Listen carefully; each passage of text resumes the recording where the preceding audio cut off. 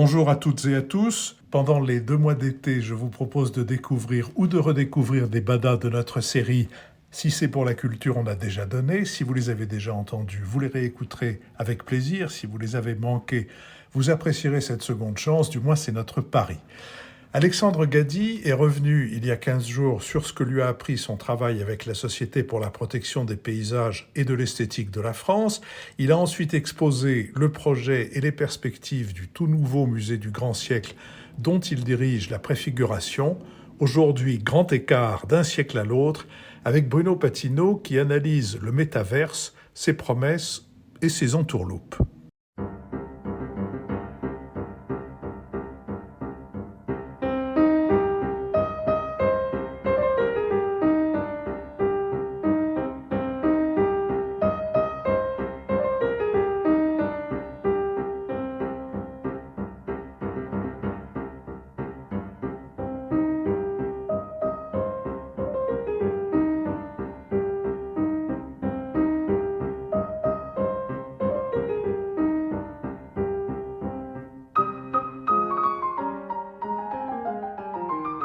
Le nouvel esprit public, Philippe Meyer, bonjour.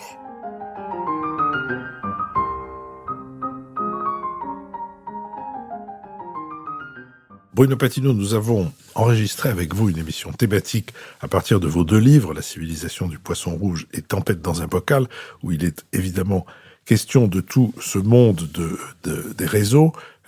Pour introduire nos auditeurs à cette thématique qui sera diffusée prochainement, qu'est-ce que le métaverse ?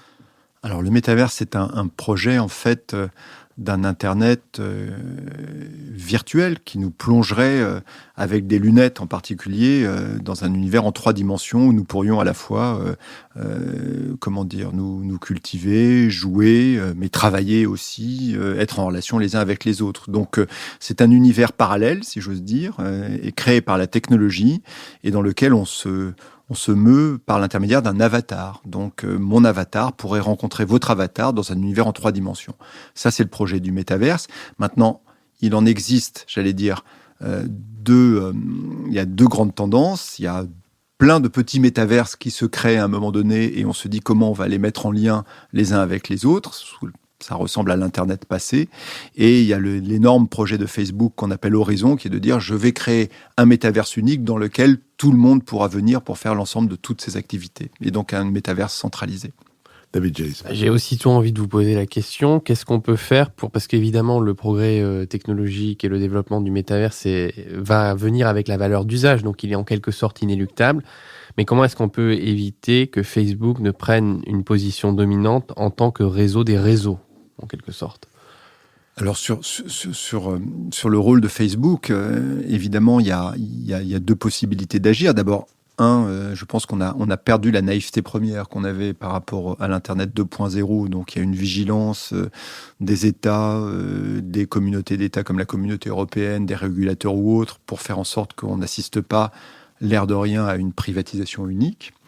Et puis la deuxième chose, c'est qu'évidemment, il existe qu'on puisse promouvoir des tas de projets alternatifs et qu'en particulier, cette idée de multiplicité de métaverses qui communiquent les uns avec les autres, l'Internet, c'est juste ça, grâce à un protocole à un moment donné qui a rendu possible, parce qu'il n'existe pas un seul Internet, comme vous le savez, mais plein de petits Internets qui communiquent les uns avec les autres grâce à un protocole unique. Et donc d'essayer de répliquer un peu de ce qui s'est fait sur l'Internet 2.0. Mais pour être plus simple et plus direct, technologiquement, c'est inéluctable. Est-ce que ça aura le poids qu'on imagine que ça a ? On ne sait pas. C'est-à-dire qu'en gros, l'idée de l'immersion totale, elle est ancienne. Elle a déjà existé depuis très longtemps, depuis que le numérique existe. On a eu des projets comme Second Life ou le Deuxième Monde ou autre. Technologiquement, c'est rendu plus possible qu'ailleurs.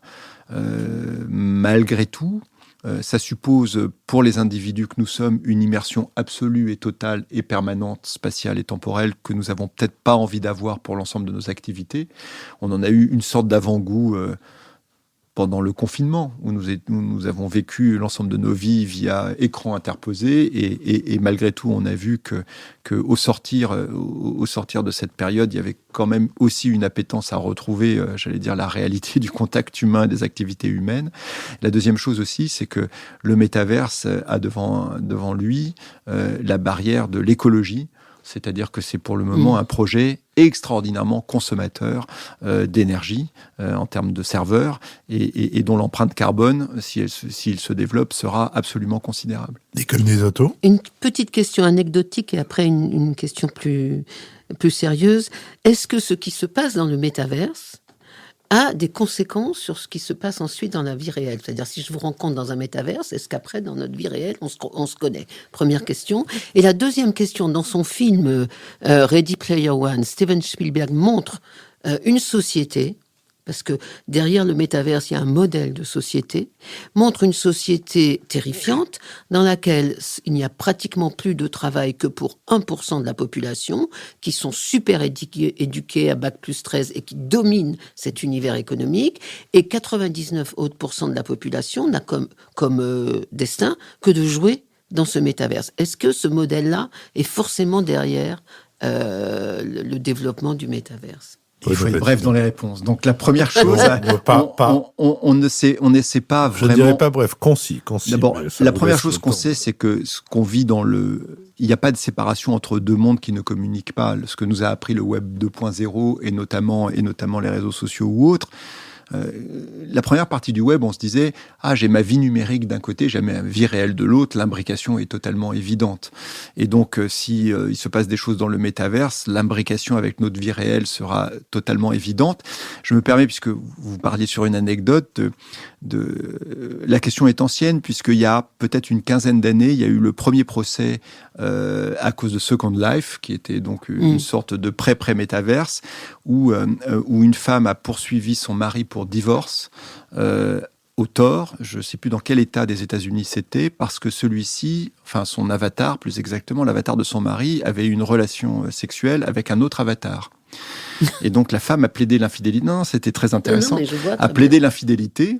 Et le mari disant mais c'est mon avatar, et la cour avait tranché à l'époque que parce que l'avatar ressemblait au mari et que l'avatar de la personne avec laquelle il avait eu des relations, son avatar avait eu des relations sexuelles, enfin on s'entend, par écran interposé, ressemblait à la personne qui effectivement était en lien, on pouvait penser qu'il y avait eu infidélité.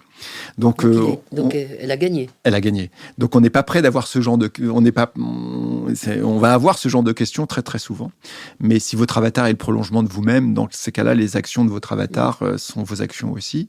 Après, sur Ready Player One, le film de Spielberg est absolument remarquable. Et le livre d'Esther Klein, de mémoire, il doit avoir une vingtaine d'années.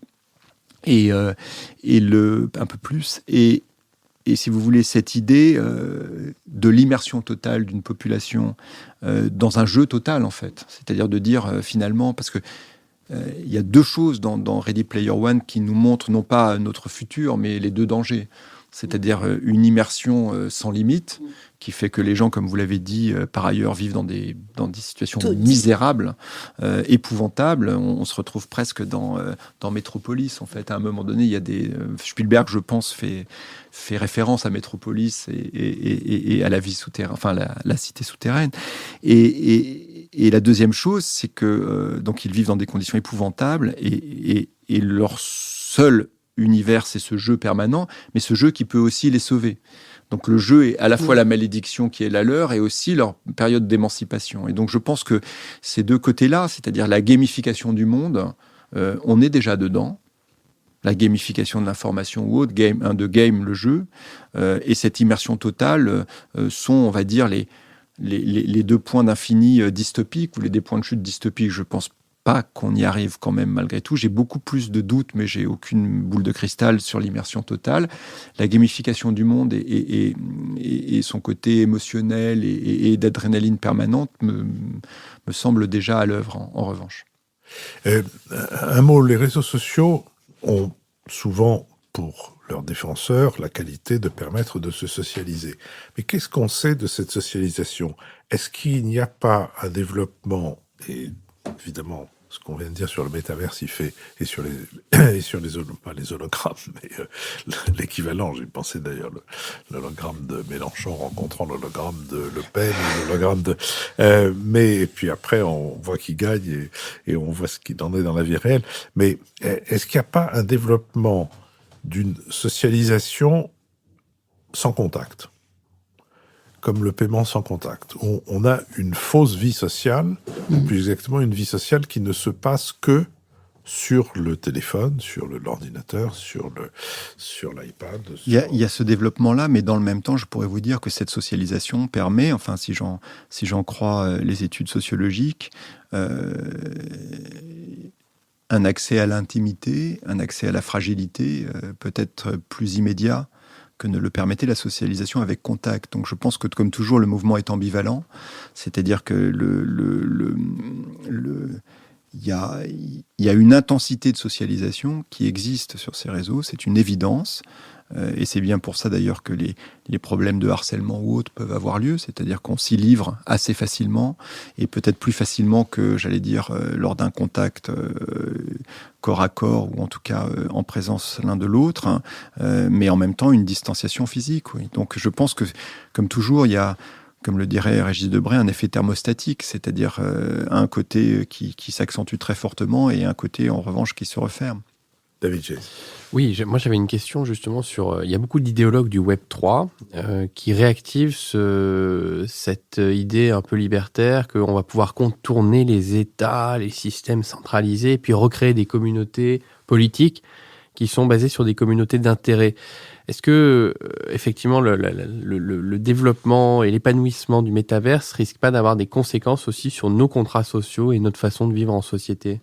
Forcément, parce que déjà le Web 2.0 l'a eu, et même le Web 1.0 l'a eu. Donc, si vous voulez, la définition de l'espace public aujourd'hui, de nos espaces publics, enfin, plus exactement, ce que sont nos espaces publics, ça ne peut plus se penser en dehors, j'allais dire, des grandes communautés d'expression, on va les appeler comme ça, que sont les réseaux sociaux, les grandes plateformes ou autres. Et si à un moment donné, vous avez effectivement des métaverses qui attirent énormément de monde, c'est illusoire de penser que notre espace public, y compris nos institutions d'ailleurs, je pense, ne pourront pas être affectés par ça.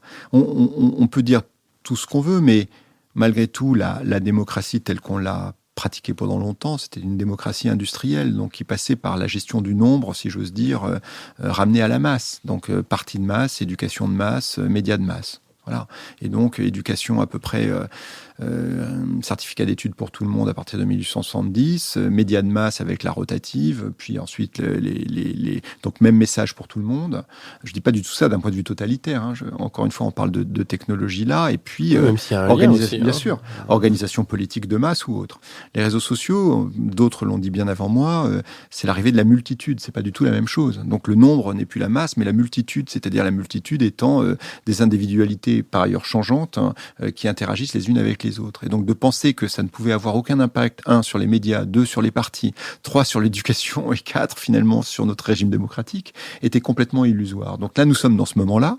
Oui, mais on voit qu'il y a beaucoup de destruction, mais on ne voit pas la construction. Nous sommes absolument d'accord, et le problème, c'est qu'on voit bien la déstabilisation et la destruction, et qu'avant même, si j'ose dire, qu'on arrive à créer un modèle autour de ce nouveau mode, vous avez une arrivée d'immersion possible qui arrive. Moi, je reste persuadé que le métaverse va être une extraordinaire importance pour, on va dire, des choses qui existent déjà comme le jeu et la culture. Philippe parlait d'Avatar tout à l'heure. Les tournées musicales d'Avatar, pour le moment, c'est un peu grotesque de revoir Elvis Presley ou d'autres en Avatar, mais on y arrive et le métaverse sera évidemment l'endroit où vous pourrez assister demain à un concert des Beatles, voire même voir Mozart diriger sa propre symphonie. Mais on va y arriver. Ça va très vite parce que c'est le mélange du jeu et du spectacle. Pour ce qui est, encore une fois, des univers politiques, on va avoir des univers de mobilisation dans ça. Et donc, forcément, ça va interagir à un moment donné sur une sphère classique, avant même qu'on ait redimensionné nos outils. Dernière question, Nicole. Oui, dernière question politique.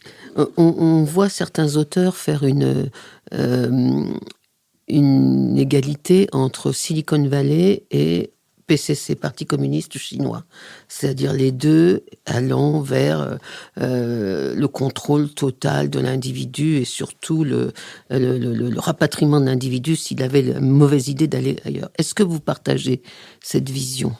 Non, vous faites sans doute référence au livre de Shoshana Zuboff sur le capitalisme de surveillance, mais d'ailleurs c'est une analyse extraordinairement intéressante d'un point de vue analytique. Après, dans ce qu'elle décrit, c'est-à-dire de dire en gros, en fait, le capitalisme numérique chinois et le futur du capitalisme numérique américain, je pense comme toujours que là, il manque de la politique dans ce déterminisme-là. Et la politique, au sens noble du terme, c'est à un moment donné de faire en sorte que on va dire les données, je vais résumer ça rapidement, que la société des données dans laquelle on entre, et on est déjà rentré, l'économie des données, sans doute à un moment donné la politique des données ou autre, ait un certain nombre de limites et ne soit pas identique au traçage permanent et universel. Ou comme je l'écris dans le bocal, que l'extension du domaine du calcul ne soit pas universelle. Et par ailleurs, deuxième terme, ce traçage n'est pas forcément égal à la surveillance. Et donc la politique intervient, de mon point de vue, sur ces deux points-là, faire en sorte de limiter à un moment donné le domaine du calcul, avoir des endroits qui ne sont pas calculés ou des choses qui ne soient pas calculables, de par la loi, la régulation ou autre, et par ailleurs, et faire émerger des contre-pouvoirs qui fassent en sorte que ce traçage-là, qui est la tendance numérique, ne débouche pas automatiquement sur la surveillance. Et donc si on ne désespère pas de la politique, on pense que non, ça n'est pas notre futur forcément inscrit. Bruno Patino, merci. Je pense que cette, comment faut-il dire, amuse-oreille, par référence à amuse-bouche, cette sorte de bada en forme de zakouski, aura poussé nos auditeurs à écouter la thématique au cours de laquelle, pendant 1 heure, nous développons les différents thèmes que vous avez vous-même développés dans votre livre « La civilisation du poisson rouge et tempête dans le bocal », publié l'un et l'autre chez Grasset. Merci et donc à dimanche pour la suite de cette mise en oreille.